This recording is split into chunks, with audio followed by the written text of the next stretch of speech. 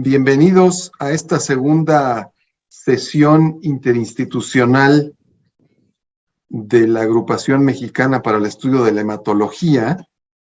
Estas sesiones, como les explicará la doctora de Michelis, tienen como principal objetivo conjuntar a las diferentes sedes que tienen el curso de hematología para que de forma conjunta se analice un caso clínico con la finalidad principal también de tener información sobre preguntas específicas relacionadas al caso clínico de las diferentes sedes donde se tiene el curso de hematología. Ustedes debieron de recibir el caso clínico con anticipación, discutirlo con sus profesores de forma interna, para luego en esta sesión, ya les explicará la doctora de Michelis el formato, tener una discusión de lo que en cada sede se comentó con sus profesores, para posteriormente tener una opinión consensada de las diferentes sedes y en una sesión, en una presentación del tema que hará uno de los residentes del hospital sede. Le doy la palabra a la doctora de Michelis para que les explique de forma general cómo funcionan estas sesiones. Adelante, Roberta. Muchas gracias, doctor. Yo creo que la mayoría ya estuvieron en la sesión previa y saben cómo funciona, pero bueno, por los que no estuvieron en la sesión previa o como para recordar cómo funciona, solamente algunas diapositivas que ya conocen muy bien ustedes cuál es el objetivo de estas sesiones, lograr tener esta discusión académica comparando estrategias entre distintos centros en el país. Creo que en la sesión pasada todos pudimos aprender mucho de lo que hacen los demás y además de la discusión académica tan interesante que se hizo basada en la evidencia. La idea es tener un análisis entre ustedes, para ustedes y también con algunos expertos del tema que hemos invitado. Al final tendremos también la presencia del doctor Cancino de medicina nuclear, que nos dará como algunos consejos e información técnica muy relevante para este tema. Y también pues están aquí los profesores de muchos de los cursos y muchas de las personas que tienen más experiencia en linfomas, que es el tema de la sesión de hoy. Y algo que también creemos muy importante pues es lograr la interacción entre los distintos centros y aprender pues todos de todos, ¿no? La dinámica general ya la conocen, ¿no? En cada sesión, cada uno de las sedes de residencia va a ser sede o anfitriona de alguna de estas sesiones. Esta era la sesión del 16 de febrero de hoy, que corresponde pues a linfomas no Hodgkin en particular, y el tema que eligió la sede es acerca de estudios de imagen en linfomas no Hodgkin, cómo interpretarlos y cuándo revisarlos y cuándo realizarlos. Ya recibieron ustedes el caso, que seguramente ya lo discutieron de forma local. Ahorita vamos a ver, pues primero la presentación del caso, un poquito más amplio que lo que vieron en el resumen. Después, antes de pasar a la discusión por grupos, podremos hacer, pues a quien nos presente el caso, algunas preguntas sobre el caso y lanzaremos también algunas preguntas para que todos voten y después nos vamos a dividir en 3 grupos. La logística va a ser un poquito diferente en relación a la sesión pasada, ahorita les voy a explicar y después regresaremos pues a los desenlaces y a tener un poco más de tiempo para discutir. Entonces, en resumen, presentamos el caso, nos separamos en 3 grupos y después regresamos a esta sesión plenaria como para poder ver la revisión del tema y discutir nuevamente. Y recuerden que al final de esto va a surgir una infografía. Estamos ya muy cercanos a compartirles la infografía de la sesión pasada, que fue de salud ósea en mieloma múltiple, para que pues la información se pueda quedar de forma gráfica y resumida para todos, ¿no? Ahora, esta es la sesión del día de hoy. Estamos ahorita pues en esta parte de explicación de la dinámica. La sesión de hoy le correspondía a la sede del UMAE del IMSS Puebla. Ellos nos van a presentar primero un caso que van a ser 2 personas diferentes, quien presente el caso y la revisión del tema. Va a ser primero el doctor Emanuel Giovanni Hernández, residente de segundo año, que nos va a presentar el caso clínico. Después nos vamos a la discusión por grupos y la revisión del tema sobre los estudios de imagen la va a presentar el doctor Antonio Venancio, residente de tercer año. Y después, pues como les decía, nos volvemos a encontrar todos para los mensajes finales. Como les había dicho, los grupos van a ir cambiando en cada una de las sesiones con la idea pues de que puedan interactuar entre todos en los distintos grupos. Así es como quedaron divididos el día de hoy. Seguramente cuando entraron al link que les mandamos para inscribirse, vieron esto, un botón que decía sesión plenaria, que es donde estamos ahorita, y abajo les aparece ya un grupo que si a alguno le aparecen los 3 grupos, pues entra al que le corresponde de acuerdo a su centro, pero es muy probable que les aparezca ya solamente un grupo de acuerdo al centro en el que están. Entonces, cuando digamos que nos vamos a separar, vamos a estar ahorita todos aquí en la plenaria. En el momento en que nos vayamos a separar por grupos, yo les avisaré. Tienen que regresar a esta página inicial, que fue donde ingresaron, y meterse al botón de su grupo.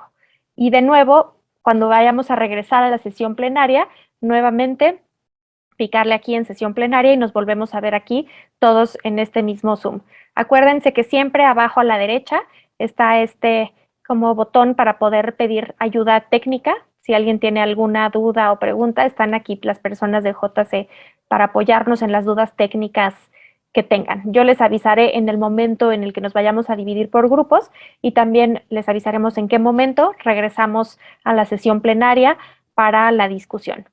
Y nada más, pues como para introducir cuál va a ser la siguiente sesión. La siguiente sesión, que va a ser el 23 de marzo, le corresponderá al Hospital General de México y va a ser acerca de síndromes trombóticos catastróficos. Bueno, así lo llamamos en general, pero digamos que las 2 opciones que pueden tener, y ustedes ya nos dirán cuál de las 2 eligen. La primera sería cómo manejar al paciente anticoagulado con sangrado, con estos 3 objetivos particulares, o la segunda como tal de síndromes trombóticos catastróficos, enfocado a SAF catastrófico, HIT y pues este fenómeno de trombocitopenia y trombosis asociado a vacunas. Pero bueno, eso ya lo podrán discutir entre ustedes para que nos digan pues cuál es el tema que prefieren para la siguiente sesión. Entonces, pues creo que podríamos ya comenzar con el caso. Adelante, me parece que por aquí estás, Emanuel. Si quieres compartir tu pantalla y empezamos con el caso. Sí, doctora, gracias.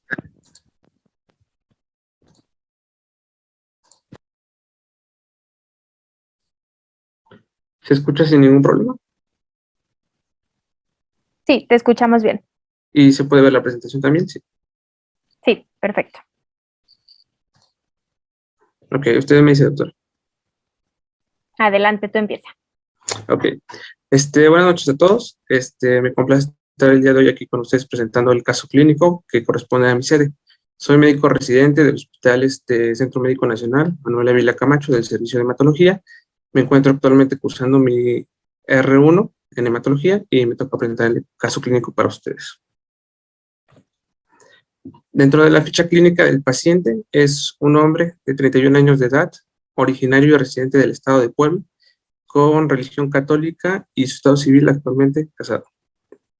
Dentro de los antecedentes relevantes para la historia clínica, el abuelo con cáncer de colon, sin otra especificación, los padres portadores de diabetes mellitus tipo 2, y dentro de los antecedentes personales no patológicos, tiene inmunizaciones completas, las correspondientes a la infancia, aplicación de 2 dosis de vacuna contra COVID-19, aún está pendiente su refuerzo, y tiene su vacuna contra influenza en el año 2021. Es un grupo sanguíneo O RH positivo y su antecedente laboral es un empleado bancario. Dentro de los antecedentes personales patológicos, alérgicos y reacciones a medicamentos fueron negados, el tabaquismo, consumo de alcohol y drogas también fueron interrogados y negados, y dentro de las cirugías y procedimientos realizados en el paciente, solamente está la biopsia excisional de tumoración en región infratiroidea, en el cual se notificó por reporte histopatológico el linfoma no Hodgkin de células grandes B, primario medicinal, con un marcador de CD20 positivo. Eso fue en el mes de julio del año 2020. Posteriormente, una colocación de catéter Port-ACAT en agosto del 2020. Dentro de las enfermedades previas del paciente, cabe recalcar la obesidad sin tratamiento previo establecido, y posteriormente, pues como mencioné, el linfoma no Hodgkin de células grandes B primario, mediastinal, con el marcador antes mencionado, y se le dio un estadio clínico 2B en junio del 2020. Al diagnóstico por exploración física, el tumor en la región suprasternal con aumento progresivo del tamaño, y posteriormente se decide realizar estudios complementarios. Se le hace un ecocardiograma el 15 de julio del 2020 con reporte de insuficiencia tricuspidia, grado ligero, con una fracción de eyección del 66%. Dentro de su padecimiento actual del paciente, comenzó en el mes de junio del 2020 con un cuadro clínico caracterizado por lo siguiente: astenia, adinamia, disfonía, disfagia, tos no cianosante y la presencia de síntomas. Pérdida de peso de 6 kilogramos en 2 meses y diaforesis nocturna fueron los principales síntomas B encontrados. A la evaluación médica del paciente, el tumor en la región suprasternal de crecimiento progresivo, como antes mencioné, por lo que se decide posteriormente realizar una tomografía simple y contrastada de tórax. Se encuentra como único sitio de actividad tumoral mediastino antero superior, y posterior a una evaluación se decide la toma de biopsia con reporte histopatológico de linfoma no Hodgkin primario mediastinal. Se decide el tratamiento con quimioterapia y radioterapia. A la exploración física del paciente, sus signos vitales dentro de parámetros normales, el peso de 103 kilos con una talla de 1.85 centímetros y un índice de masa corporal de 30.11. El único hallazgo de relevancia es el tumor suprasternal palpable de aproximadamente 40 por 60 milímetros. Fijó planos profundos, no doloroso a la palpación, sin datos de infección local. Se decide la toma de laboratorios, una citometría hemática el 26 de junio del 2020, en la cual se reporta sin alteraciones, y los otros estudios, la creatinina para valorar la función renal se encuentra conservada con 0.85 el 26 de junio del 2020, y cabe recalcar el hallazgo de la desafinasa láctica en 327 unidades por litro. Como complementación diagnóstica para el estudio del paciente, se decide la toma de un panel viral, el cual no fue reactivo para VIH, ni virus de hepatitis B, ni virus de hepatitis C, y dentro de su perfil tiroideo pues, se encuentra también sin alteraciones. Los reportes histopatológicos que podemos encontrar son los siguientes. El 8 de julio del 2020, con respecto a la biopsia excisional de tumor en la región infratiroidea, se encuentran los siguientes marcadores: ALCL positivo, CD20 positivo, CD30 positivo, CD23 positivo. Se concluye en la primer reporte histopatológico linfoma difuso de células grandes de inmunofenotipo CD20 positivo. Posteriormente se lleva a cabo una revisión de laminillas de la lesión mediastinal el 20 de julio del 2020, la cual reporta los siguientes marcadores: CD23 positivo, CD30 positivo, CD20 positivo, y se agrega en esta ocasión BCL6 positivo, MUM1 positivo en 10%, y se concluye al final en el reporte histopatológico linfoma de células grandes B primario mediastinal. Se decide la toma de biopsia de hueso para descartar infiltración, la cual resulta negativa el 21 de agosto del 2020. Respecto a lo antes mencionado, se decide la realización de estudios de imagen, en esta ocasión el 17 de julio del 2020, la tomografía computarizada en combinación con la emisión de positrones de multicorte de alta resolución, la cual se va dirigida desde el cráneo hasta el tercio proximal de los muslos. En la primera imagen que pueden apreciar, las adenopatías cervicales bilaterales, en esta ocasión la más representativa marcada por las flechas rojas, con 9.2 por 10.6 milímetros, con un submax de 3.4. En la imagen de la derecha, la presencia de adenopatías mediastinales paratraqueales, superiores, derechas e inferiores bilaterales. En esta ocasión la más representativa va marcada por la flecha roja de 5 por 9 milímetros con un submax de 5. Y al final, que es la lesión más representativa, una lesión tumoral voluminosa en mediastino anterior, la cual está señalizada por el triángulo en rojo, de 15.1 por 15.4 por 6.9 centímetros en su eje longitudinal, transverso y entero posterior con un submax de 25.3. Y en esta imagen al final, evidenciando nuevamente la presencia de la tumoración en mediastino anterior, igual por las flechas rojas. Posterior a esto, se decide iniciar el tratamiento. El tratamiento se basa en esquema de quimioterapia. Se decide el esquema con R-CHOP, rituximab, ciclofosfamida, doxorubicina, vincristina y prednisona, un total de 6 ciclos, y previo a una valoración por el servicio de radiología, se decide radioterapia en un total de 25 sesiones a 4.500 grays. Posterior a finalizar el tratamiento con quimioterapia, en noviembre del 2020 se realiza una tomografía simple y contrastada de cuello, tórax y abdomen, sin datos de actividad tumoral y con respuesta completa. Se realiza posteriormente un estudio de imagen, el cual podemos apreciar en las diapositivas. Se compara el del 17 de julio de 2020, como pueden ver en la imagen de abajo, con el 11 de febrero del 2021. En la imagen podemos apreciar por la flecha roja, el mediastino anterior muestra una importante disminución del tamaño, densidad y metabolismo en comparación con la imagen de arriba, y con unos diámetros máximos de 22 por 32 milímetros, en el cual se identifican un submax de 1.6. Al final de este estudio se concluye un tejido metabólico residual por escala de Deauville de 2 y una importante disminución del tamaño y del número de las lesiones. En esos momentos el paciente cumpliendo con criterios de respuesta metabólica completa a la terapia dada anteriormente. Cabe recalcar y mencionar los estudios previos, o el estudio previo más bien, de 15.1 por 15.4 centímetros con un submax de 25.3 en comparación con el del 11 de febrero, en el cual nos reportan un submax de 1.6. Posteriormente, el paciente se le decide consolidar con radioterapia, concluye las 25 sesiones y el 5 de agosto del 2021 se decide tomar una tomografía en combinación con emisión de positrones, en la cual hay un incremento normal de la actividad glucolítica, como pueden ver en la imagen. Se aprecia una imagen sólida de bordes irregulares, señalado por la flecha roja, en el mediastino prevascular, con los siguientes diámetros axiales, de 26 por 21 milímetros, con un submax de 3.2. Recordar que en el estudio previo teníamos un submax de 1.6. Igual se señala por las flechas rojas, y se termina y se concluye al final del estudio categoría 4 en escala de Deauville, y al final se concluye actividad del proceso linfoproliferativo.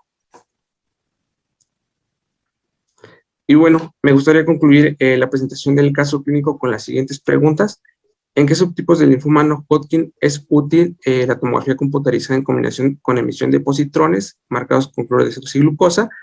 ¿Cuándo realizo un estudio de imagen combinado en linfoma no Hodgkin? ¿Y cómo interpreto y determino los criterios de respuesta por el estudio combinado de tomografía con emisión de positrones marcados con cloruro de desoxiglucosa? Y esa sería la presentación del caso. Si alguien tiene alguna pregunta, estoy a su servicio. Muchas gracias, Emanuel. No sé si alguien quiere preguntar algo del caso. Si quieren alguna pregunta en particular, pueden levantar la mano.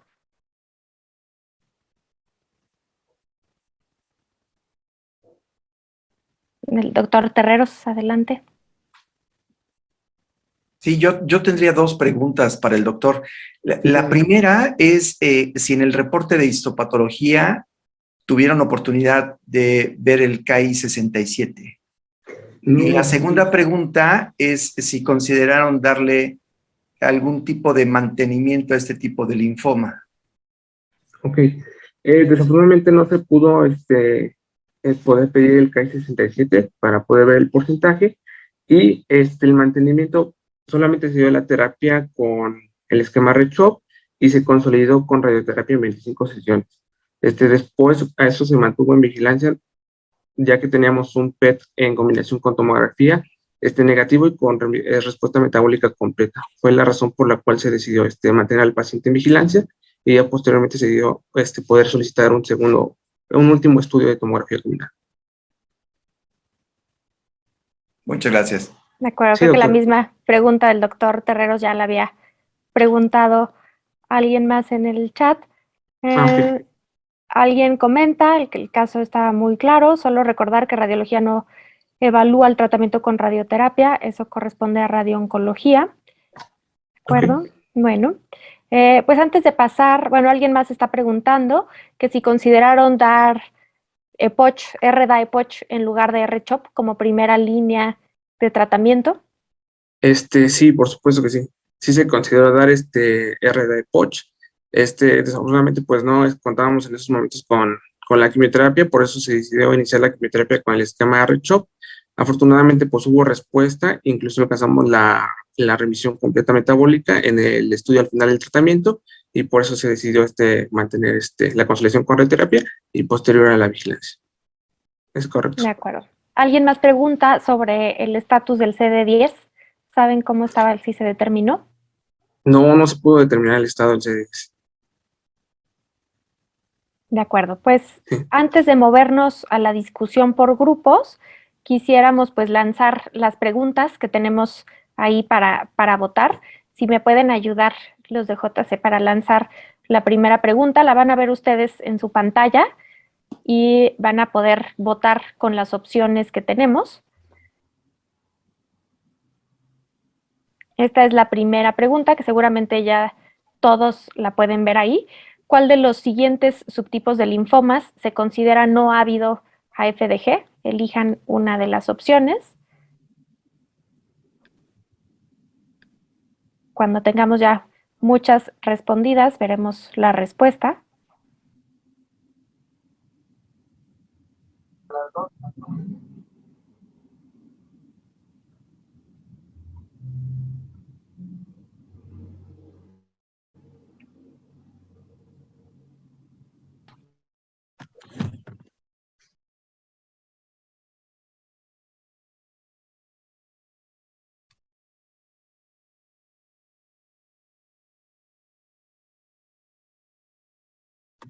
¿De acuerdo? Si nos pueden mostrar las respuestas, a ver cómo quedaron.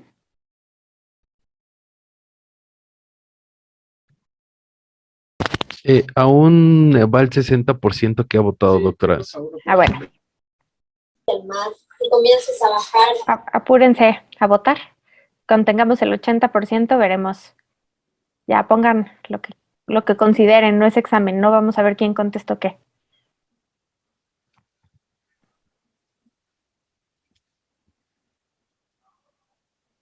Veo que en el chat hay algunos comentarios sobre que no pueden entrar algunos residentes. Sí, ya nos estaban apoyando, asesorándolos individualmente. Muy bien. Si siguen teniendo algún problema, pónganlo ahí en el chat de asesoría técnica que está en la página y me parece que ya como que individualmente les estaban ayudando a ingresar porque sí sé que hay muchas personas que se quedaron ahí como en el intento. Sí, claro, ya estamos solucionando ese problema, doctora Cini. Gracias. Pues si quieren ponernos ya la respuesta así con las que estén, los que no se animaron. Perfecto, voy a lanzar las respuestas, doctora.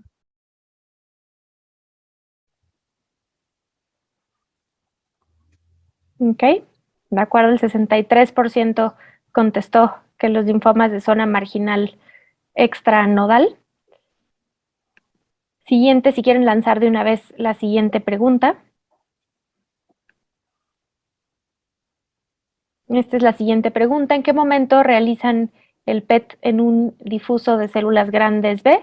Y hay como varias opciones, ¿no? Tanto al diagnóstico, después de 3 o 4 ciclos y al final del tratamiento, es decir, en los 3 momentos. Otra opción sería solamente al final del tratamiento, otra al inicio y al final. Y la cuarta, pues que la verdad no tienen realmente acceso para hacerlo de forma rutinaria.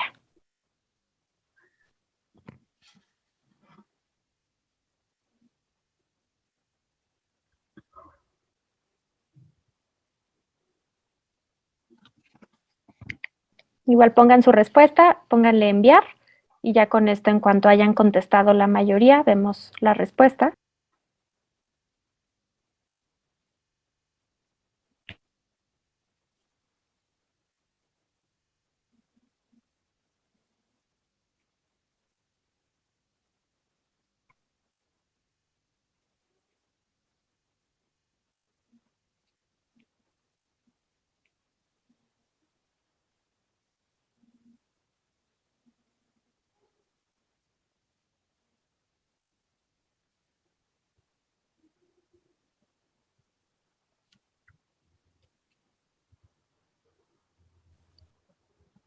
acuerdo, si quieren podemos ir viendo la respuesta como esté en la cantidad de votos, porque si no nos retrasaremos más, ¿de acuerdo? El 60% pues lo hace en los 3 momentos, pero bueno, sigue habiendo pues casi un 40% que no, ¿no? Y de hecho un 15% que en realidad no hay acceso para hacerlo de forma rutinaria, que eso es importante. Podemos lanzar la tercera pregunta. Esta es la tercera pregunta. En pacientes que reciben radioterapia, ¿cuánto tiempo después de terminar la radioterapia realizan el PET para evaluar la respuesta? ¿No? Y las opciones van un poco en orden, empezando con 3 a 4 semanas después, 4 a 8 semanas, 8 a 12 o más de 12 semanas después de haber terminado la radioterapia.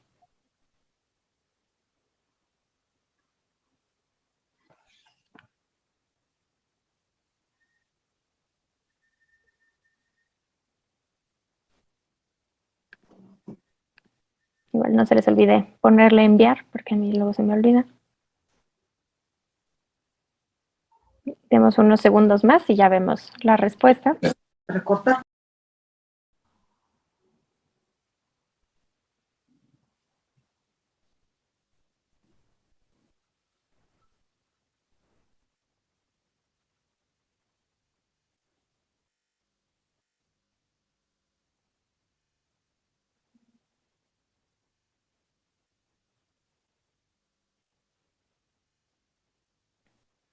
De acuerdo, si quieren podemos ver ya cómo quedó.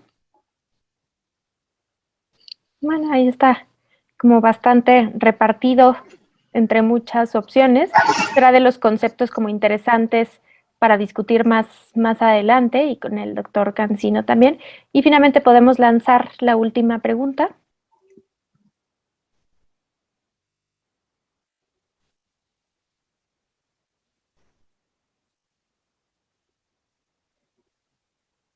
Que es esta, ¿no? ¿En qué casos realizas biopsia de médula ósea para estadiar a un linfoma difuso de células grandes B cuando tienen un PET de evaluación inicial, ¿no? La primera opción sería en todos los casos, independiente del resultado del PET. La segunda sería solamente cuando la captación en médula ósea por PET es no concluyente. La tercera opción, solamente en casos en los que sí hay captación por PET sugestiva de infiltración con el objetivo de corroborarlo. Y finalmente la última opción, solamente en los casos en los que la médula ósea no capta por PET, ya que puede haber falsos negativos por PET. Entonces, elijan una opción,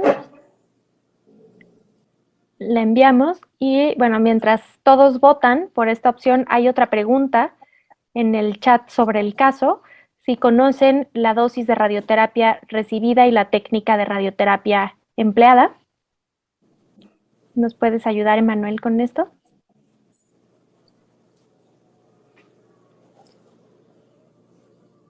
Claro que sí, doctora. Recibió tratamiento de medicina de cuello con radioterapia externa, conformacional tridimensional con fotones de alta energía, previa simulación a una dosis de 4.500 grays en 25 sesiones. De No acuerdo. sé si se puede escuchar, sí. Sí, si te escuchamos bien. Podemos pues ver ya cómo votaron en la última, que es una pregunta interesante.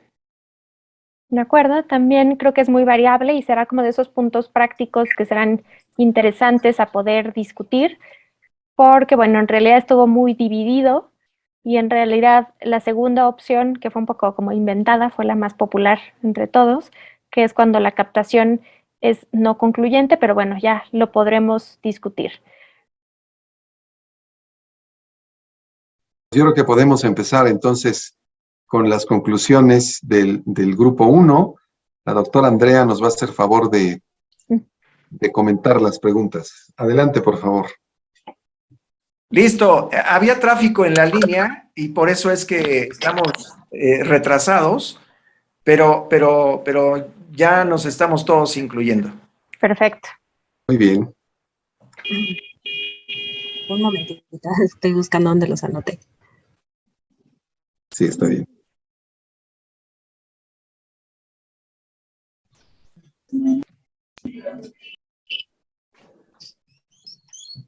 Muy bien, bueno, en general Todos estuvimos muy parejos en los tipos de linfoma que consideramos en los que conviene pedir un PET. Y pues básicamente en la mayoría, excepto los que tienen avidez baja o variable, ¿no? Que en este caso serían la leucemia linfocítica crónica, el linfoma linfoplasmacítico. Los linfomas cutáneos, los como nodulares subcutáneos, estos también pueden llegar a tener esa avidez baja. En micosis fungoides pues sí se puede llegar a utilizar. Y me está faltando, el linfoma de la zona marginal también es de los que pueden tener avidez baja o variable. En cuanto a qué tan disponible está el PET en los diferentes centros, en realidad en la mayoría de los centros no es un estudio muy disponible, creo que el único que lo tiene altamente disponible es nutrición, pero fuera de eso, la mayoría batallan para poder pedirlos, aún así se esfuerzan por buscar cómo hacerle, y en algunos, por ejemplo, tienen una estrategia interesante de cómo se tardan en poder tramitarlo a través de trabajo social, piden primero tomografía, en lo que se hace el trámite para poder tener después un PET intermedio y un PET final. En general, todos tomamos en cuenta los criterios de Deauville, o sea, la escala de Deauville para definir los criterios de respuesta. Y me está faltando, creo que una pregunta de las que Y en los momentos en los que se hace el PET. Los momentos en los que se hace el PET, en los lugares que lo tenemos muy disponible, pues lo hacemos en 3 momentos: al inicio, después del tercer o cuarto ciclo y al final. En los otros, en realidad se hace generalmente en 2 tiempos, ¿no? Ya sea en unos al inicio y al final, o en otros en el intermedio y el final es que se llega a hacer, y en donde no tienen el PET generalmente usan tomografía para poder distinguir cómo va la respuesta del paciente, y como el momento final de hacerlo, prácticamente todos nos esperamos 6 a 8 semanas después de la quimioterapia para poder hacer el PET final, y hasta 3 meses después de radioterapia en quienes se dio radioterapia. De acuerdo, muy bien. ¿Alguien del grupo 2 que quisiera como compartir sus mensajes finales y sus aprendizajes? El grupo 2 ahorita están muy entusiastas todos, así es de que cualquiera de ellos les van a poder responder las Perfecto. preguntas. Adelante, por favor. ¿Quién es el entusiasta del grupo 2? ¿Te parece bien, doctor Fernández? Sí, Doc. Nosotros lo que discutimos en cuanto a qué tipos de linfoma les hacemos PET, pues a todos los que sean de alto grado, y también concordamos con lo que dijo el grupo 1 ya, que zona marginal pues tiene variable captación, y también se comentó que sobre todo gastrointestinal y médula ósea. También llegamos a comentar a la parte justo de si hacer o no biopsia de hueso, y comentamos que en los agresivos sí definitivamente no es necesario si ya tenemos un PET, y en cambio en las histologías indolentes, pues si marca el PET con eso y es concluyente, pues con eso podemos decir que está infiltrada la médula, y en los que no, pues habría que hacerles biopsia idóneamente a todas las histologías que son indolentes, ¿no? Y mencionamos también que también en micosis fungoide, si bien puede darnos captación en algunas lesiones de piel, no es muy bueno para identificar entre un tipo de lesión de otra. Mencionamos los momentos para solicitar PETs al término de tratamiento para quimio y para radioterapia. Y pues básicamente eso, concordamos bastante en realidad en cuanto a la utilidad del PET, si bien sí mencionamos también la dificultad de otros centros de poder tener el recurso a la mano. De acuerdo. Y finalmente nosotros del grupo 3, me parece que era Emanuel, ¿no? Que ibas a comentar algo.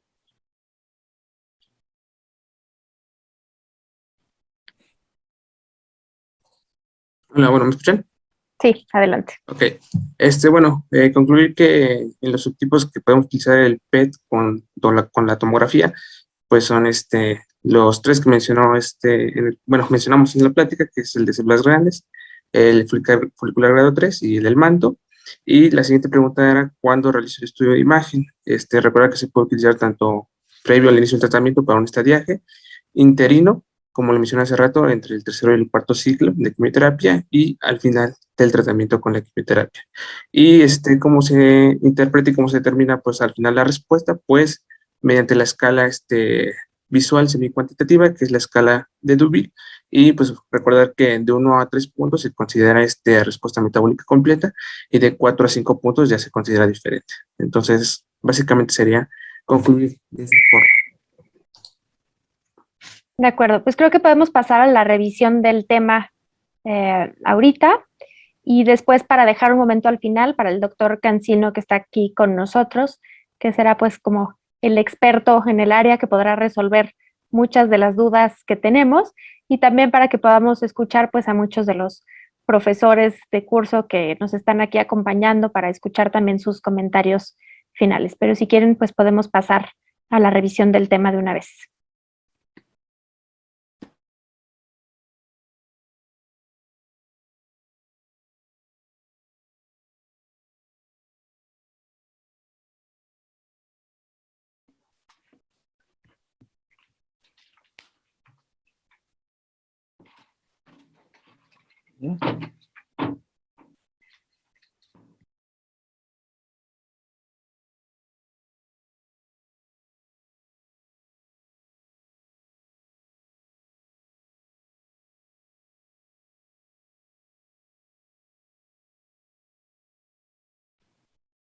Yo creo que sí debes de poder ya compartir tu pantalla, pero si tienes algún problema nos avisas.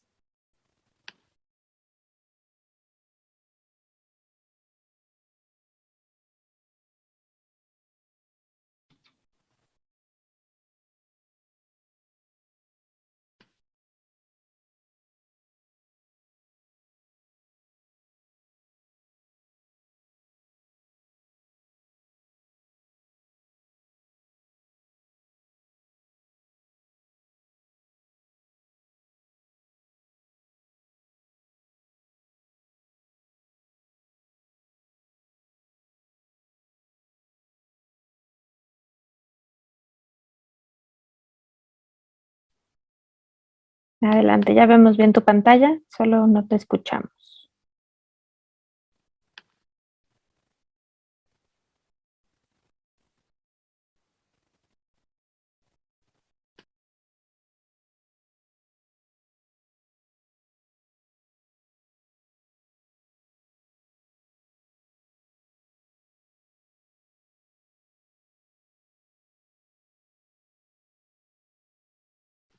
Creo que tienes tu micrófono apagado.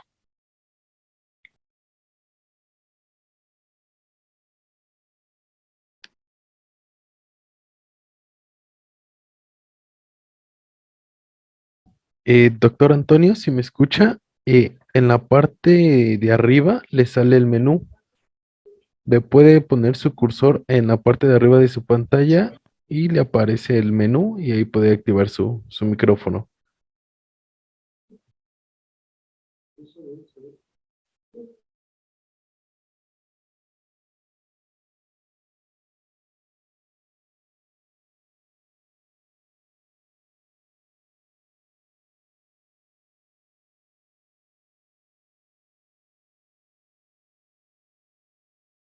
Si gusta, podemos regresar a la aplicación de Zoom, doctor. Ah, creo que ya lo activó. ¿Ya? ¿Se escucha bien el Sí, audio? listo. Ya, listo. Bueno, disculpa.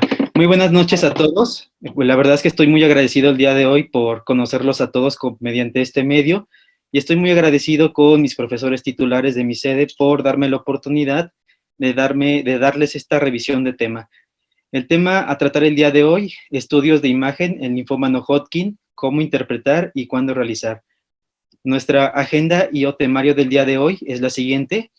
Vamos a hablar un poquito de la introducción, hitos históricos, generalidades, utilidad del PET en distintos subtipos de linfoma no Hodgkin, criterios de respuesta por PET y en qué momento hacer PET y qué hacer al respecto. En primer lugar, vamos a dar la introducción. Como introducción tenemos que la tomografía computarizada con emisión de positrones y 18-fluorodesoxiglucosa ha sido el método de elección de última generación para la evaluación de pacientes con diagnóstico de linfoma Hodgkin y linfoma no Hodgkin. Las razones de esto son muchas.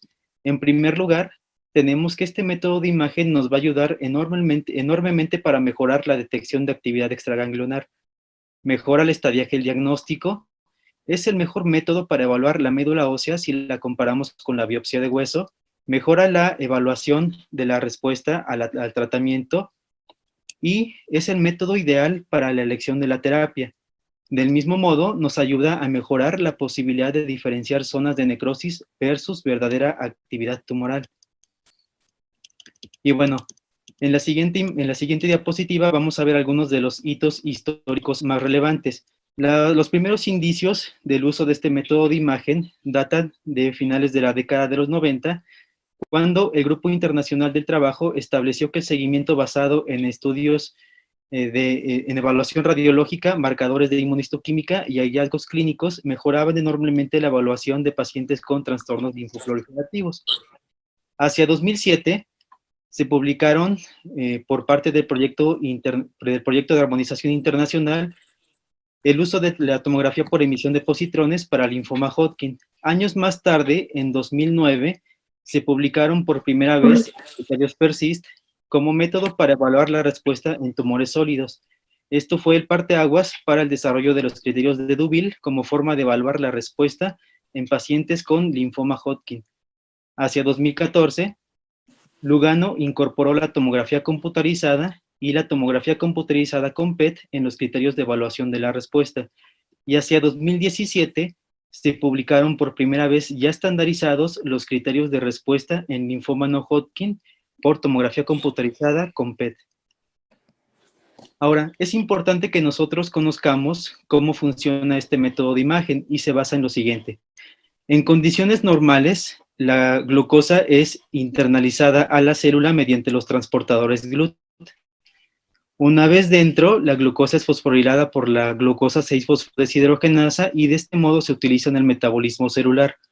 No así la 18-fluorodesoxiglucosa, la cual tiene una tasa de fosforilación mucho más lenta, lo que hace que se acumule en mayores cantidades al interior de la célula y de este modo se va a captar mediante el estudio de tomografía. Ahora, mediante este método de imagen vamos a tener nosotros dos patrones distintos. En primer lugar, tenemos el patrón de pseudoprogresión y el patrón de hiperprogresión, y se basan en lo siguiente. En primer lugar, ante todo paciente que tenemos con diagnóstico de linfoma no Hodgkin, tenemos que hacer una tomografía computarizada con PET al diagnóstico. De este modo, vamos a evaluar las características de la tumoración diana. Nosotros iniciamos el tratamiento y hacia la 6ª a 12ª semana vamos a hacer otra tomografía interina. Y en esta tomografía interina podemos encontrar dos situaciones distintas. En primer lugar, pseudoprogresión. La pseudoprogresión va a estar dada por lo siguiente. Puede ser que nuestra tumoración diana haya incrementado un poco su volumen, pero el índice de captación tiene que ser menor. Y aquí lo correcto sería continuar con el tratamiento ya establecido, puesto que en el siguiente control por PET no hay duda que la tumoración se vería reducida o inclusive eliminada. En segundo término, encontramos que la tumoración diana puede aumentar enormemente su tamaño y el índice de captación también puede incrementar. Aquí lo que seguiría sería determinar nosotros un mejor esquema de tratamiento, guiarnos hacia un esquema más intensivo para que nuestro paciente se beneficie en mayor medida. Si nosotros decidiéramos continuar con el tratamiento inicial, no hay duda que en el siguiente control por tomografía por emisión de positrones no habría ningún tipo de respuesta. Ahora, conocido lo anterior, es que ya podemos hablar de la utilidad del PET en distintos subtipos de linfoma no Hodgkin, pero antes de ello tenemos que hablar de algunos aspectos generales, determinar cuándo es útil este método de imagen, y sin lugar a duda, pues va a ser útil en el proceso de estadificación y reestadificación mediante la puntuación de Deauville. Del mismo modo, nos va a ayudar a evaluar la respuesta al tratamiento, tanto de forma interina como al término de este, y siempre va a ser con el objetivo de que nosotros logremos una remisión metabólica completa. Del mismo modo, este método de imagen nos va a ayudar a valorar el cambio de terapia, y aquí encontramos dos tipos de definiciones. En primer lugar, el de respuesta o tratamiento adaptado al paciente o tratamiento adaptado al riesgo. Del mismo modo, este método de imagen nos va a ayudar mucho en el seguimiento de pacientes con diagnóstico de linfoma no Hodgkin, siempre haciendo énfasis que para seguimiento solamente está determinado en aquellos pacientes con subtipos de linfomas indolentes. Y también podemos hacer uso de este método de imagen ante la sospecha de recaídas. Ahora, mediante este método de imagen, nosotros podemos clasificar a los pacientes en dos grupos principales. En primer lugar, aquellos que son marcadamente ávidos por fluorodesoxiglucosa, en donde encontramos tres entidades principales. Vamos a encontrar al linfoma difuso de células B grandes, al linfoma folicular grado 3 y al linfoma de células del manto. Y en segundo término, encontramos a los que son variablemente ávidos, en donde simplemente vamos a encontrar a los restantes subtipos, tanto indolentes como agresivos.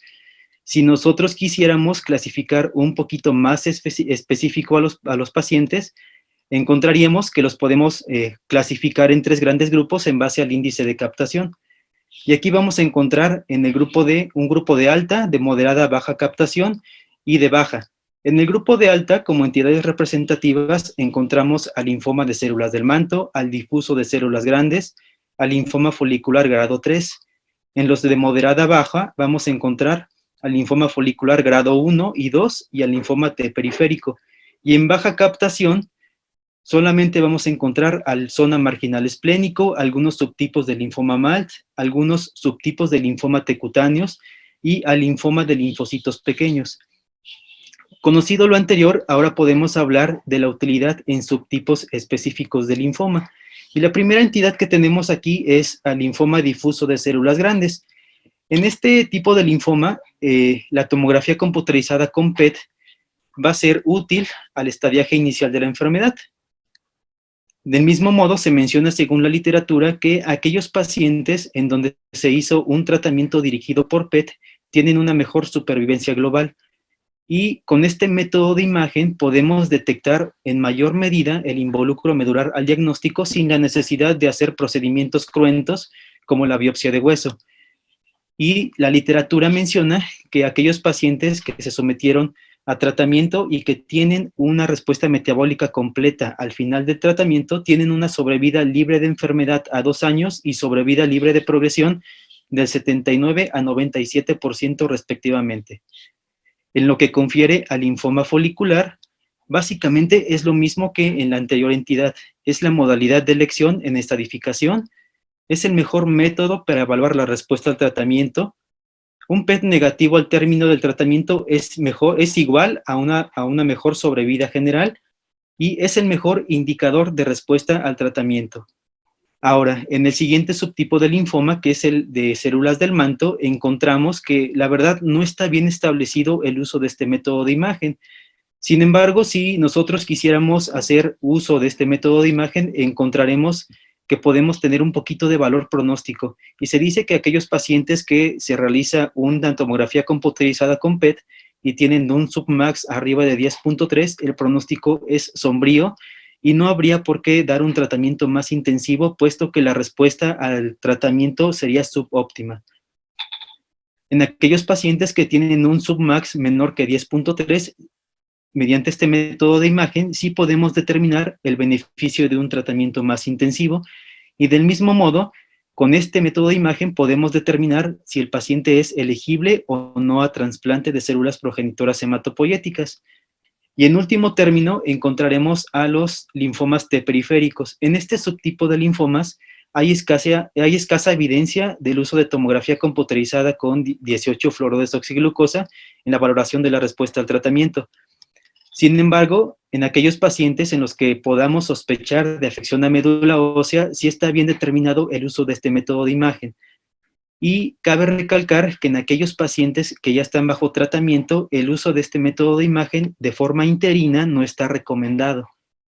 Y recordar que aquellos pacientes que tienen linfoma T periférico solamente con afección a piel, para nada se tiene por qué utilizar este método de imagen, puesto que no nos va a determinar pues mayor información.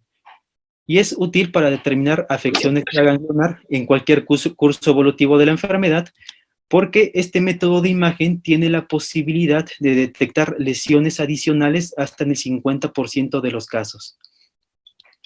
Ahora, para evaluar la respuesta al tratamiento, nosotros utilizamos la escala visual o la puntuación de Deauville. Esta escala se basa en un sistema de puntuación del 1 al 5, donde el 1 va a ser sin captación, 2, captación menor que mediastino, 3, captación mayor que mediastino pero menor que en hígado, 4, captación moderadamente incrementada comparada al hígado, 5, captación marcadamente incrementada comparada al hígado y o nuevos sitios de enfermedad. Ahora, ¿cómo podemos nosotros interpretar esto? Bueno, respuesta completa mediante la puntuación de Deauville va a estar dada por lo siguiente. Una puntuación de 1, 2 o 3 sin lesiones de nueva aparición y sin afección de médula ósea.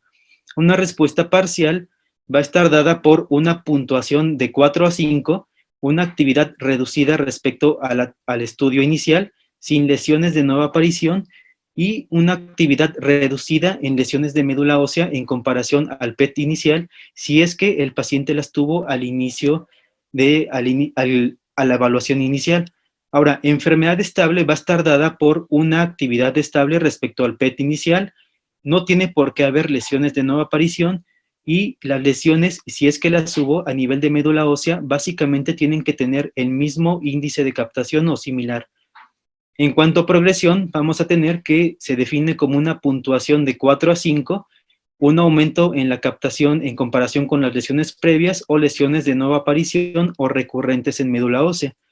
Ahora bien, nosotros pusimos en las siguientes diapositivas algunas imágenes solamente para ejemplificar la utilidad de la tomografía computarizada con PET respecto a un estudio simple y contrastado convencional. Entonces, ¿de dónde sacamos nosotros esta información? Se mencionaba que era un paciente con diagnóstico de linfoma no Hodgkin difuso de células grandes, al cual de forma inicial se le realizó una tomografía simple y contrastada convencional. Entonces, el paciente se estadificó de forma inicial como una etapa clínica 1. Al momento de realizar la tomografía la tomografía con emisión de positrones y marcada con 18 fluorodesoxiglucosa, se evidenciaron múltiples zonas de captación, con lo cual hizo que se volviese a restadificar al paciente en una etapa clínica 4 y una puntuación Deauville de 4. En el siguiente ejemplo podemos ver aún más representativo el uso de la tomografía simple y contrastada convencional respecto al PET. Entonces, como pueden ver, en este paciente, al hacer una tomografía convencional, simplemente se encontró la tumoración diana a nivel cervical del lado izquierdo. Y al momento de analizar la columna vertebral, no se evidenciaron como tal lesiones focales que realzaran al contraste. Por lo tal, se estadificó a este paciente como una etapa clínica 2.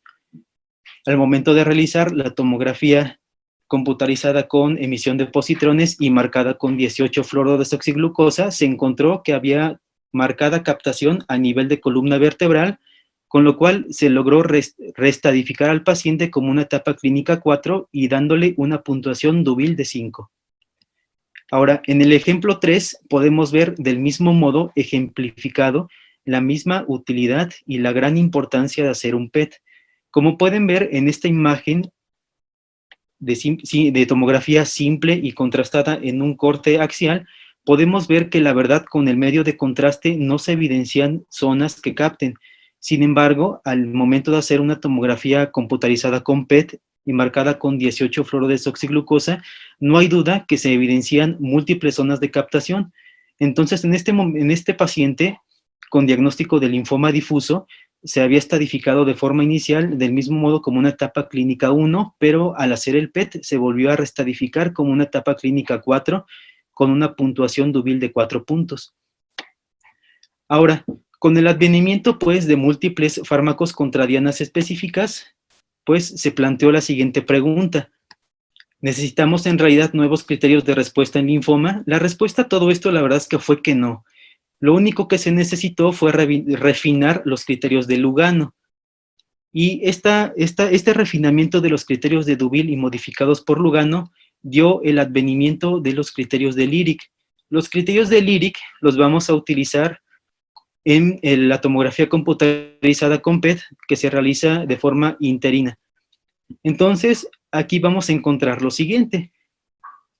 Una respuesta completa va a ser básicamente lo mismo que los criterios de Lugano. Una respuesta parcial, del mismo modo, va a ser lo mismo que los criterios de Deauville modificados por Lugano, pero aquí vamos a encontrar unos términos nuevos, que son el de respuesta indeterminada 1, respuesta indeterminada 2 y respuesta indeterminada 3. Respuesta indeterminada 1 va a ser un incremento en la carga tumoral derivado de la suma del producto de los diámetros ocurrido en las primeras 12 semanas y sin deterioro clínico. Respuesta indeterminada 2 va a ser una disminución en el 50, al menos en 50% de la suma del producto de los diámetros, pero aquí podemos encontrar nuevas lesiones o más de 50% del producto de los diámetros perpendiculares de una o varias lesiones en el transcurso del tratamiento. Y 3 va a ser un incremento en la captación de 18-fluorodesoxiglucosa de una o más lesiones sin ningún aumento en el tamaño o número de esas lesiones. Lo anterior lo podemos traducir en que una respuesta indeterminada 1 le podemos dar el beneficio de la duda y continuar con el tratamiento que ya habíamos establecido.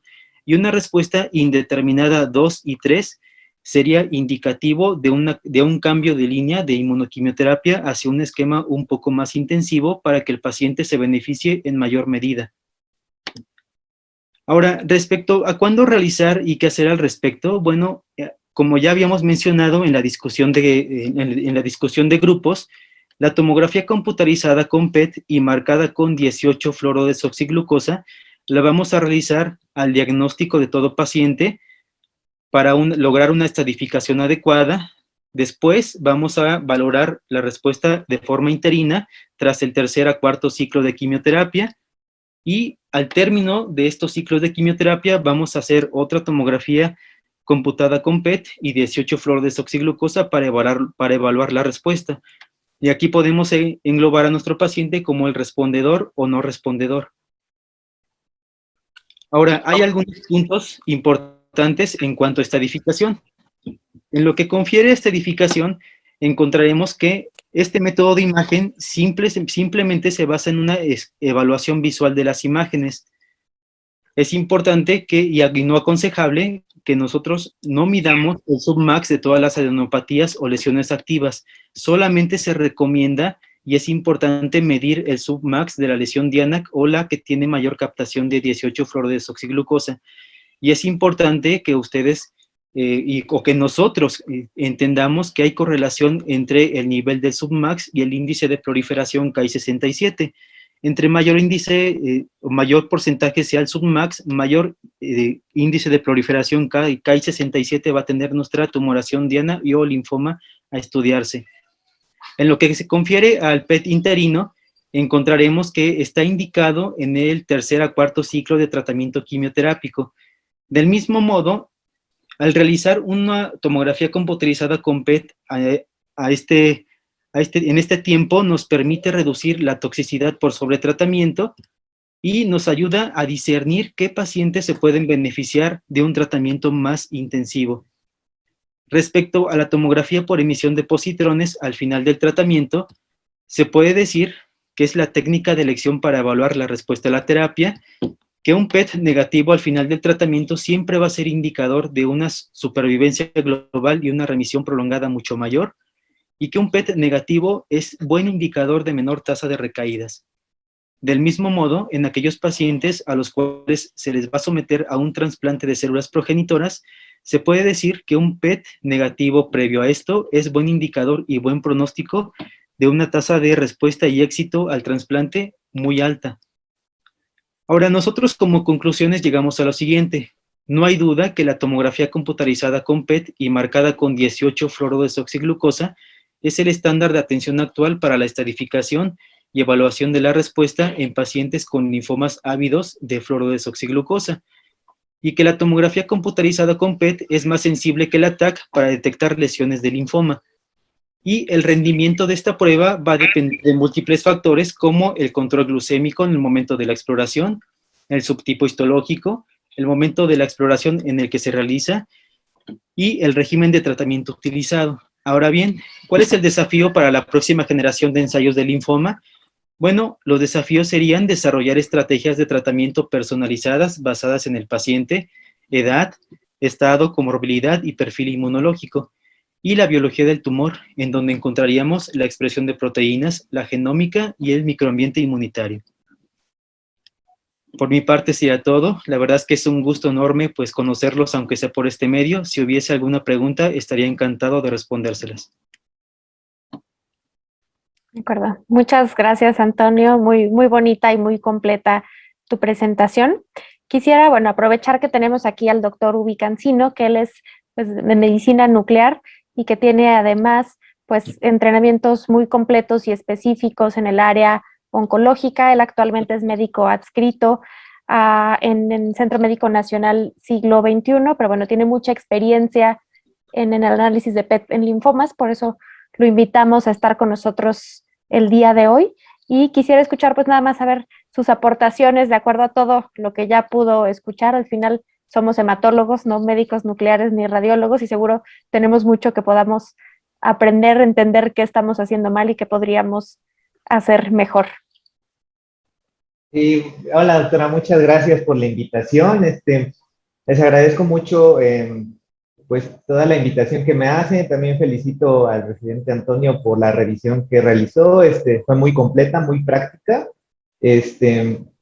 Y bueno, más que nada, bueno, también les comento, yo soy médico adscrito también del área de PET-CT y PET-resonancia en el centro aquí en CT Scanner del Sur.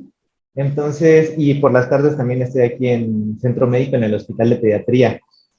Soy egresado del INCAN como médico nuclear, una alta especialidad en el Instituto también de Cancerología en PET-CT o en Oncología Nuclear y otra alta especialidad en Neurociencias Nucleares. En cuanto a lo que comentan de los aspectos del linfoma, sí, muy bien, la histología está muy desarrollada y también voy a comentar tal vez, me gustó mucho escuchar en el grupo de trabajo en el que estuve porque precisamente pude ver la concepción que tienen los residentes acerca de la medicina nuclear, de lo que es el PET y de lo que aplican en su área clínica. Y bueno, lo voy a tomar como una forma general para comentarles que, bueno, en primera instancia el PET-CT, hablando del linfoma de Hodgkin, linfoma de células grandes B, es el gold estándar para la estadificación del paciente. Entonces, es el mejor método para evaluar al paciente en cuanto a la estadificación, interim y respuesta al tratamiento.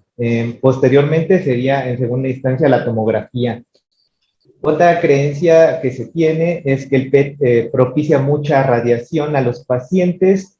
En realidad, les comentaba también en el grupo de trabajo, generalmente un PET-CT, como se realiza, que desde el vértex hasta el tercio superior de los muslos, tiene 25 milisieverts de radiación, de los cuales 20 son de la tomografía y solo 5 corresponden a lo que es la inyección del radiotrazador, el FDG.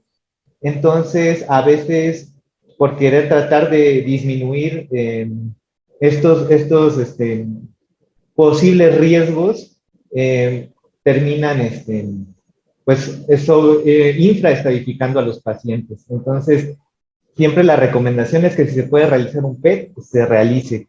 ¿Por qué? Precisamente por esos cambios en el manejo, ya que el PET-CT tiene un cambio en el tratamiento hasta en un 40%. Es mucho superior a la tomografía contrastada. También la tomografía simple es mucho menos el valor, pero la contrastada tiene un valor aproximadamente del 80% de sensibilidad, mientras que el PET-CT supera el 99%. En cuanto a las histologías, bueno, sí, los linfomas T principalmente, los linfomas, los linfocíticos son los que no tienen tanta implicación, no tenemos tanta implicación, en los que, en cuanto a otras cuestiones, sí, lo de la médula ósea también, eso es muy importante que también sepan cuando les manden un estudio de PET, saber qué ver las imágenes y tratar de comprender los aspectos prácticos para ustedes.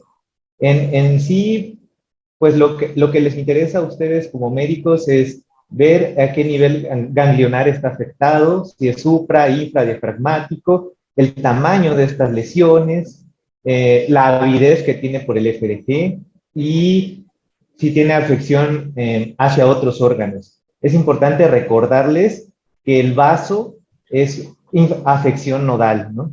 Muchas veces tal vez puede haber alguna malinterpretación que tenga, como mostraba Antonio en sus imágenes, hay algunas captaciones muy focales, por ejemplo, en el vaso. Esas sí son afecciones, pues, que tienden a ser orgánicas, ¿no? Y también hay otro tipo de afección al vaso, la inversión en la relación hígado-vaso, porque en sí en el PET de forma normal hay distribución fisiológica que va a ser en el cerebro, hígado, vaso, médula ósea, pero de forma muy sutil. En el cerebro pues es el mayor sitio de captación. Y en el hígado siempre va a ser mayor al vaso, pero en casos de afección en estratificación pueden tener esta afección. La inversión en la relación hígado-vaso también nos indica afección esplénica, pero eso no es extranodal, nada más como son cosas que he visto que son fuentes de común error. A los criterios de respuesta sí seguimos utilizando Duvil. Los otros que comentaste también son buenos, pero eso es muy importante. Su paciente tiene que estar en inmunoterapia. Si no está en inmunoterapia, no aplican esos criterios, aplican los de Duvil. Y de forma muy, muy práctica, y para ustedes, les voy a decir, Duvil 1, 2 y 3 es un paciente negativo o respuesta metabólica completa. Un Duvil 4, 5 es un paciente positivo. Otra cosa muy importante es, nosotros como médicos nucleares, como radiólogos, no podemos dar una respuesta a un paciente que nada más se le hace un PET de fin de tratamiento, porque no tenemos con qué comparar. Entonces, si tenemos un PET inicial, puedo yo decirte en qué lugares sí está respondiendo, en qué lugares no, cuánto disminuyó, cuánto no, y todo eso sí se expresa en una escala, no es una escala visual, al inicio era una escala visual únicamente de ver, pero sí hay datos semi-cuantitativos al referir, en los criterios de Duvil, al referirse al criterio del mediastino, en realidad se traza un área de interés en la aorta y lo que se mide es el pool sanguíneo de la aorta. Ese sub nos da para comparar el mediastino versus las otras lesiones y el sub del hígado. Eso es muy importante, eso se representa en un número. Y recientemente hay otros criterios que se llaman QPET, porque es semi-cuantitativo, como una Q y luego el PET. Entonces, también es muy importante que en sus estudios revisen si los médicos les refieren la cantidad del sub del hígado normal o del mediastino, para que ustedes puedan comparar eso con sus lesiones. Es un ejemplo, por ejemplo, digamos que en la aorta tuvieron 1 y en el hígado 2.8 y tienen una lesión, unos ganglios axilares de 1.4, ¿no? Entonces, eso no sería un Duvil 1, no sería un Duvil 2 tal vez. Entonces, eso es muy importante. Luego, en la evaluación de linfomas mediastinales, eso quisiera igual comentarles que muchas veces también les interesa también saber si es bulky o no bulky.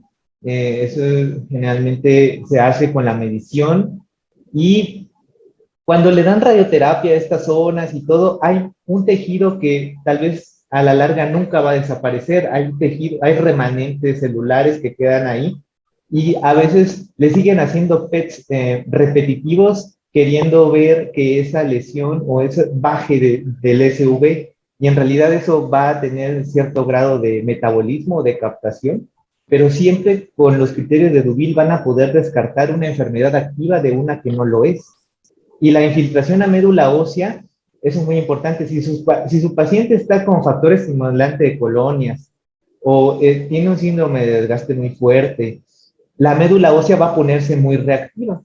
Entonces, lo que ustedes deben de buscar en el PET son sitios focales de captación a nivel óseo, como habías mencionado algunos en tus imágenes de los ejemplos. Esos casos sí son infiltración a médula ósea.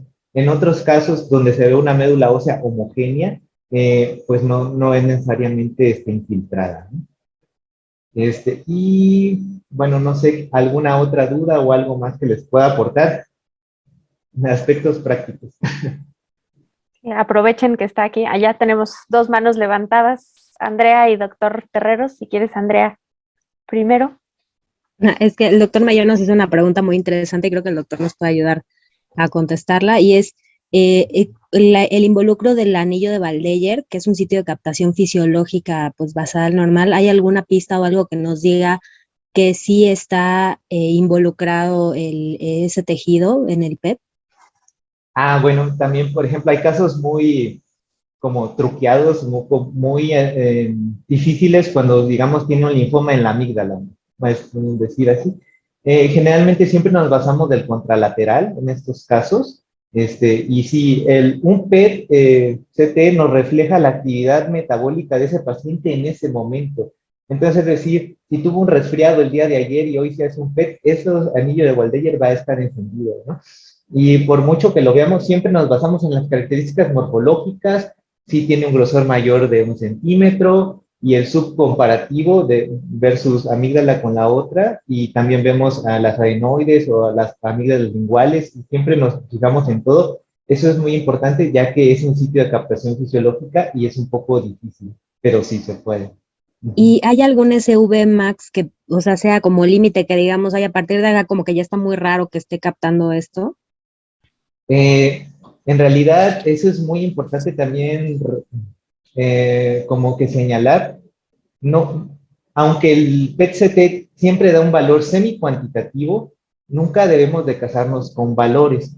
En el caso de que mencionaba el residente sobre para evaluar si un paciente se va a trasplante o no, sí es importante, pero precisamente hay SVs diferentes para diferentes histologías. Entonces, igual se tenía la creencia antes de los oncólogos médicos, decían, si tiene un sub de 4,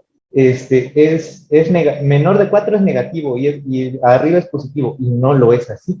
¿Por qué? Porque también el PET-CT nos da factores de predicción en cuanto a la histología, pero también factores moleculares. Entonces, por ejemplo, un linfoma triple hit va a tener una captación intensa, muy, muy intensa, y ahí sí van a ser subs muy, muy, muy altos, así, arriba de 10. Pero en realidad no hay un punto de corte exacto. Siempre tenemos que evaluar al paciente y siempre evaluarlo clínicamente. Por eso siempre la historia previa al PET es muy importante. Eso, precisamente, infecciones recientes, el ayuno que sea adecuado, eso, un valor como tal, un punto de corte, no existe en realidad. Gracias, doctor. De acuerdo, el doctor Terrero será el siguiente en haber levantado la mano. Le cedo el micrófono a Claret. Adelante. Perfecto. Hola, doctor, muchas gracias. Yo tengo una duda, doctor. Por ejemplo, comentaba que pues era importante para poder evaluar el submax, tener un PET inicial. ¿Influye en algo que, digamos, nos llega un paciente ya con diagnóstico y tratamiento quizá de medio privado o de algún otro hospital y ya trae un PET de otro instituto, de otro lugar? Si realizamos nosotros un PET en nuestro medio, ¿influye algo para poder evaluar la respuesta? O sea, que sean de lugares distintos. No, en realidad no. Ya los PETs de ahora ya son PET-CTs. En los años 80 era únicamente el PET, en donde se veía únicamente la actividad metabólica. Ahora ya son PET-CTs. Y el SV más ese valor semicuantitativo proviene de la dosis que le inyecta uno al paciente, pero también del peso y la talla del paciente. Entonces siempre esos datos se ingresan. Entonces, si el paciente nos proporciona mal sus datos o si no se realiza adecuadamente la medición de la estatura y el peso, cambiar en el SV. Entonces, entre cuanto a máquinas de adquisición, no tiene tanto como que valor de sesgo, pueden ser intercambiables, por así decirlo. Ok. Muy importante también que tomen en cuenta qué valor les está dando, porque hay muchos tipos de SV. Hay SV Max, SV Peak, SV Min. Entonces, ahí viene también eso. Si es sub Max, está bien, o sub L Max, porque L es el Lean Body Max, que es acorde al peso y la talla del paciente. Ok. Gracias, doctor. Hay submax que nos pueden dar 5, pero el submin va a ser del 2. Entonces, siempre fíjense en las siglas que tenga. Si es Submax, adelante, pueden compararlo y siempre y cuando sean los dos el mismo tipo de pedido. Ok, gracias. Ahora sí, doctor Terreros. Sí, bueno, dos preguntas. Una de ellas ya el doctor Cancino lo ha comentado, pero quisiera enfatizar. ¿Qué tipo de infecciones son las que estarían dando falsos positivos para una lectura en el Submax? Y la segunda pregunta es, sistema nervioso central capta por definición, porque tiene mucho más normal captación por la glucosa, ¿no? Entonces hay lesiones del sistema nervioso central que pueden ser o pueden pasar inadvertidas. ¿Qué se puede hacer ahí? Muy bien. Doc, ¿me repite su primera pregunta? Es que me quedé con la segunda. Sí, la primera pregunta es si los procesos infecciosos, cualquier proceso infeccioso, sí, o qué intensidad del proceso infeccioso pudiera influir sobre el reporte del Submax. Muy bien. Eso es muy importante. Por eso yo les comento siempre que lo que es medicina nuclear es medicina personalizada al paciente. Siempre tenemos que tener en cuenta el entorno clínico. Entonces, pues les puedo poner un ejemplo, un linfoma de Hodgkin en un paciente con VIH, inmunosuprimido, por lo tanto, que digamos que tiene una infección reciente a nivel pulmonar, ¿no? Sí, tenemos que tomar en cuenta mucho la historia clínica del paciente. Si en un PET inicial no presentaba afección a nivel pulmonar y ahora se sospecha, tenemos cuadros de fiebre, infección, o sea, todo lo clínico nos va a sacar prácticamente de esto. No hay un por ejemplo, hay linfomas que afectan a pulmón y se sobreinfectan, entonces ahí sí no se puede descartar una infección versus la actividad del linfoma. Ahí el PET es muy sensible y es poco específico. No podría decirlo así, tiene una especificidad del 80% o 90%, pero la especificidad se la damos nosotros. En cuanto a la adecuada referencia del clínico, en cuanto a la correcta entrevista del paciente, nosotros podemos sugerir o descartar precisamente estos cuadros de infección. Si vemos que el paciente tiene fiebre, previamente tenía estudios normales y es un cuadro agudo, podemos decir que es una infección agregada, pero no se puede aseverar, ¿no? Pero sí se puede correlacionar con los demás hallazgos a nivel ganglionar, infradiafragmático. Eso es lo más importante, ¿no? Y en cuanto a las lesiones del sistema nervioso central, si hay la sospecha de un linfoma del sistema nervioso central, el estudio para realizarlo es el PET-CT con FDG. El linfoma del sistema nervioso central tiene mucha mayor avidez por las neuronas.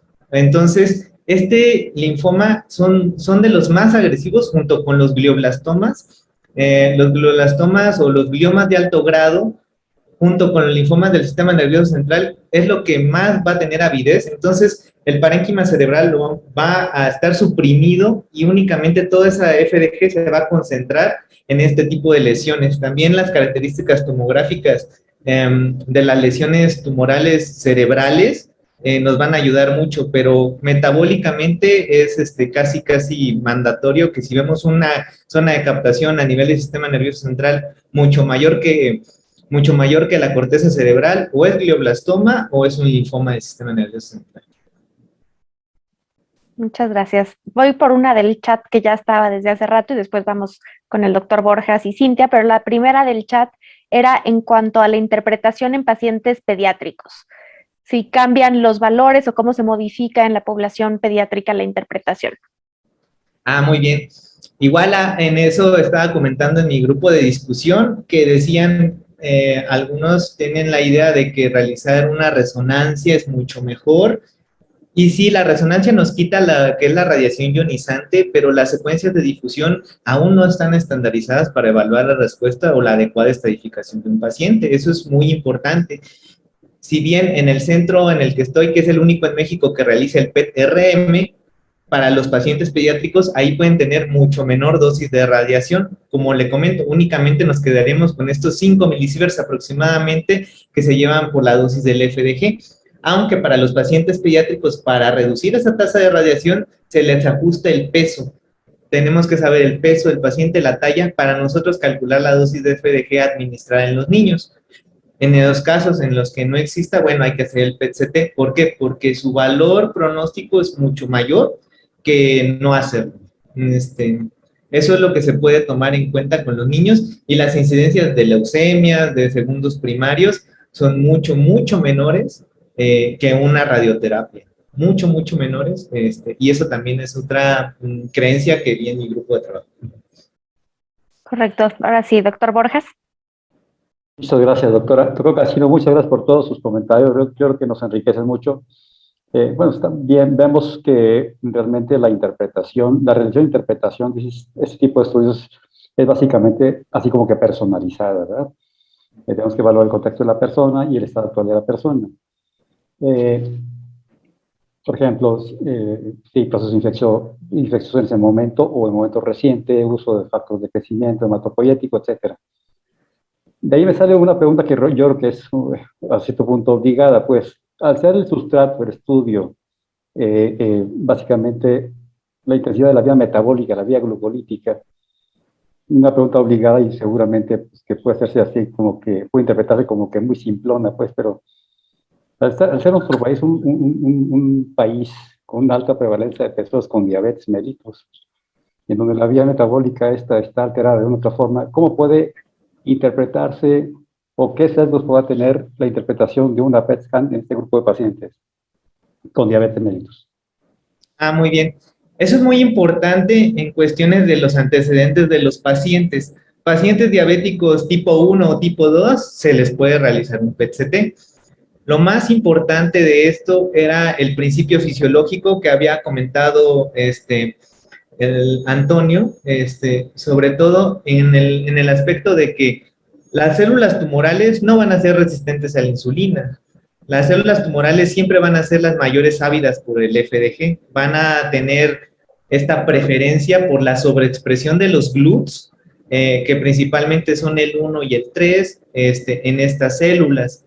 Entonces, sí debemos de cuidar que la glucosa del paciente sea adecuada, que sea, no sé, desde 70 hasta 180. Obviamente, entre más grado por arriba de lo normal esté, la avidez va disminuyendo, pero un estudio interpretable, un estudio valorable, es a partir de una glicemia menor de 180. Si el paciente no tiene una glicemia menor de 180, no se puede realizar el PET-CT. Bueno, no se aconseja. Pero otra cosa que también pasa en los hospitales y que también me pasaba frecuentemente en la práctica era de que, uy, no, mi paciente no le di ayuno, le voy a bajar la glucosa, pues métele unas unidades de insulina, ¡pum! Sí, ya, glucosa 80, perfecto, va al PET-CT. ¿Y qué pasa en esos casos? Cuando se induce, cuando se realiza intencionadamente esa baja de glucosa, el cuerpo no miente, la fisiología no miente, le digo, o sea, nosotros realizamos el PET y precisamente al administrar el FDG se va a administrar o redistribuir hacia las regiones de los tejidos blandos, vamos a tener muchos músculos y la captación en hígado va a ser muy baja por esta misma inducción de la insulina. Entonces el ayuno es muy importante. Si bien en los pacientes pediátricos igual debemos personalizarlo, si son, dependiendo de la edad del paciente, se le deja 4, 6 a las 8 horas. En los adultos por estándar mínimo son 6 horas, lo ideal son 8 horas para poder realizar el estudio. Si un paciente es diabético, se prefiere que su estudio sea en la mañana, a que se haya administrado insulina en la mañana para prevenir esas fuentes de errores, para que un estudio sea adecuadamente interpretado. En este caso, digamos que se pone 20 unidades en la mañana y se puede realizar en la tarde, sí, siempre y cuando esperemos el tiempo de la insulina, debemos de ver si es reacción rápida, intermedia, todo eso, pero precisamente se prefiere antes de la inyección de la insulina o mínimo que hayan pasado 6 horas después de una intermedia, está bien. En los pacientes diabéticos, le digo, todos se pueden realizar, siempre y cuando se tengan las normativas adecuadas. La metformina, la glibenclamida son medicamentos que no nos afectan tanto, pero sí se prefieren evitar antes, porque el paciente ya viene en ayuno, entonces si inducimos una hipoglucemia, pues el paciente se nos puede poner mal en el estómago. De acuerdo, ya vamos un poco cortos de tiempo, pero podemos ir rápido con la pregunta de Cintia, y luego hay una en el chat que en realidad se parecen mucho las dos preguntas, pero bueno, Cintia, luego las del chat y ya nos despedimos, que si no nos van a correr aquí. Gracias, doctora Roberta. Bueno, en relación a la pregunta del doctor Terreros, que hablaba de las infecciones, ¿nos recomiendas, doctor, algún tiempo para esperar, ya sea en un PET interino o final de tratamiento, esperar cierto tiempo para realizar un PET para estadificar a nuestro paciente, ya sea para respuesta en cuanto a interino o de fin de tratamiento? Eso por un lado. Y respecto al uso de estimulantes de colonias de granulocitos como el FEJ o Neulastin, ¿nos recomiendas también algún otro tiempo para esperar después de esta administración? Sí, algo que se me había pasado comentar es precisamente las indicaciones cuando el PET. Bueno, el PET de inicio, pues es en cuanto más rápido se pueda para la adecuada estadificación. ¿Cuándo vamos a evaluar las respuestas? En las histologías que sean muy agresivas. ¿Por qué? ¿Por qué realizar un interim? Porque esto le va a ayudar a ustedes a modificar su tratamiento o ver si está funcionando o no. Estos criterios que había comentado también son muy acertados los que habían puesto en la plática, precisamente para eso, para realizar una modificación temprana en el tratamiento, y va a ser después del tercer al cuarto periodo en el que se realice el interim. Ese siempre después del tercer, cuarto ciclo. De la quimioterapia se aconseja principalmente de 4 a 6 semanas para realizarlo. Después de una radioterapia, mínimamente son 8 semanas. Lo ideal son 12 semanas, precisamente. 3 meses, 8 semanas, después de una radioterapia se puede realizar. Y el fin de tratamiento, sí, después de las 6 semanas, mes y medio, ya se puede realizar el PET, tanto en RT como quimioterapia. Y en cuanto a lo de factor estimulante de colonias, sí, es muy importante. Una quimio reciente para nosotros es terrible porque luego vamos a ver mucha captación a nivel de la médula ósea, entonces eso nos puede generar fuentes de error.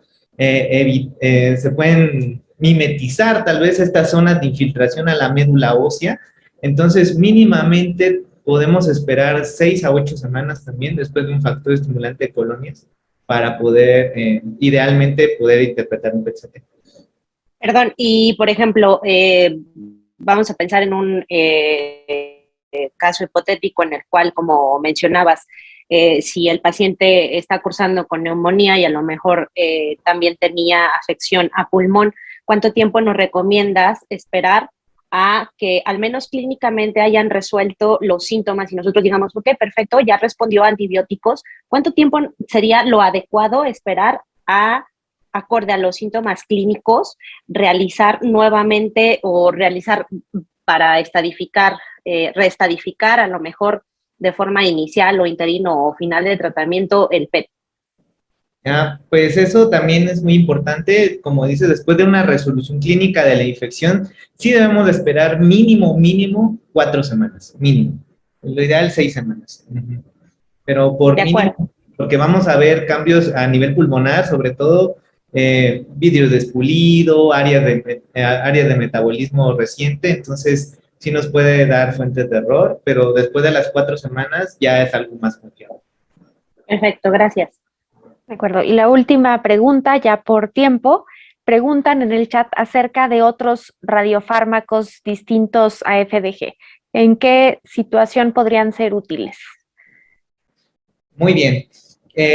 Como comentaban, en las lesiones del sistema nervioso central, sí es muy importante, pues les digo, bueno, el cerebro es una área donde no nos puede, por ejemplo, podemos tener tanta fuente de error, ¿no? Entonces, precisamente cuando se sospecha de una lesión del sistema nervioso central versus algo metastásico, nada más le dieron algo en el cerebro y no saben si está, primero es el FDG, en primera instancia. Y para lo que es linfoma, siempre se recomienda el FDG. Existen otros radiotrazadores, pero son específicos para otros tipos de enfermedades. tenemos al cáncer de próstata con el PSMA, a los gliomas o los glioblastomas, principalmente el PET con aminoácidos, que es la metionina o la tirosina, también la dopa. Entonces, son otros radiotrazadores que se pueden utilizar, pero para respuesta al linfoma, Hodgkin o Hodgkin, siempre va a ser el FDG por los tejidos, bueno, la enfermedad de captar el FDG. Y por toda la evidencia científica que ya le precede.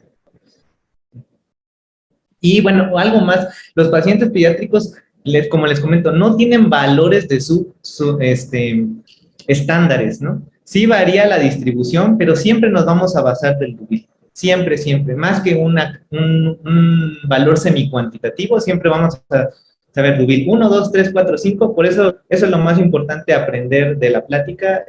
Cuándo es positivo, cuándo no es positivo, cuándo tiene afección extranodal, cuándo no tiene afección extranodal, bulky, no bulky, y eso es lo más importante. De acuerdo, pues muchas gracias. Creo que ha sido muy enriquecedora esta sesión de preguntas y respuestas. Atacamos al doctor mucho con muchas preguntas. Seguramente habrá más, ya lo podrán atacar después en privado. Muchas gracias también a los residentes de Puebla que presentaron muy bien el caso y la revisión, también a la doctora Zagoya que estuvo con ellos y a Juan Carlos Solís que anduvo también por aquí apoyándolos. No sé si doctor Mellón, doctor Terreros, ¿tienen algún otro comentario final? Pues no, solamente felicitar a la sede que ha tenido la presentación del caso, la revisión del tema, que fue también muy útil, y recordarles a todos los residentes de hematología de las sedes que la agrupación se preocupa verdaderamente porque los residentes de hematología tengan la información más útil, que se conozcan mejor, que se ayuden y que aprendan a crear grupos. Esto, como decimos, es una competencia sana, y en la medida en la que tengamos sedes como la de la sesión previa de nutrición, esta del Hospital Ávila Camacho de Puebla, que son buenas presentaciones, pues todos saldremos beneficiados. Sigan conectándose, sigan participando con sus profesores. Quiero agradecer especialmente a los profesores que se toman el tiempo para revisar los casos con sus alumnos, con sus residentes, y que contribuyen pues con mucho a que estas sesiones sean exitosas y sobre todo útiles para nuestros médicos residentes. Y pues con esto terminamos. El mes que entra tendremos la siguiente sesión de este tipo. Estén pendientes del caso clínico que se enviará para que a tiempo lo puedan revisar con sus profesores. Y muchas gracias a todos los participantes, en especial al doctor Cancino por su tiempo y por sus comentarios. Y muchas gracias a todos. Buenas noches. Buenas noches. Buenas noches, descansen. Gracias.